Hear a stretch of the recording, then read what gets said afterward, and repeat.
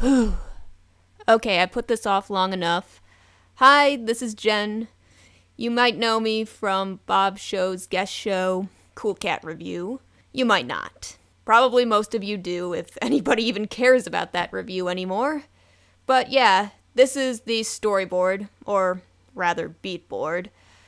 I intended to put more effort into this thing a while ago, but I started putting my creative energy in other places. Webcomic! Woo! Sorry about that. I think I feel a shill coming on. Anyway, also special thanks to Trax the Pony for helping me through my rut.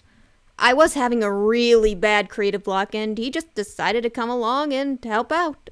So, thanks! Anyway, on to this beat board thing. Let's get this over with. Okay, to start off, I was thinking of changing this world that Cool Cat belongs to a little bit. Before, Cool Cat was kind of this weird single cat person in a world of human people. So I decided to mix things like BoJack Horseman and stuff, because if I were to make Cool Cat my own, I'd do it in a more cartoon format, because I think that would be easier than just making a bunch of furry costumes for a lot of people. A little less expensive, at least I think it would be. Anyway, I also decided to go with Cool Cat as a flawed hero that learns a lesson, because that's just an easier story to tell and more interesting in my opinion. Now, Derek Savage and I may have different demographics in mind. His seems to be more preschool and I'm aiming more towards a general audience. But without further ado, this is how I'd change Cool Cat.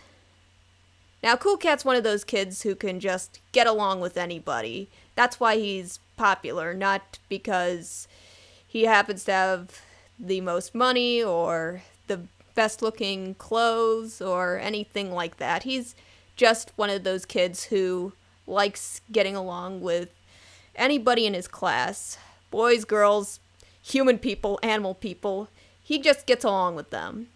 So, he sees his friend Maria crying and goes to see what's wrong. She explained that she got picked on by an older kid named Butch. She just kind of accidentally ran into him, and he went off on her, causing her to cry.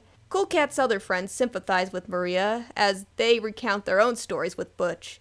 And naturally, Cool Cat gets angry about this and wants to do something about it because he cares about his friends, and this just doesn't seem fair to him. So, he starts summoning up a plot to get revenge.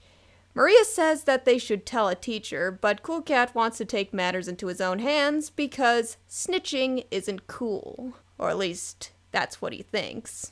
So they get to work on this plan, and they all have a good laugh about it. They keep humiliating Butch through pranks that get worse and worse until he reaches his breaking point.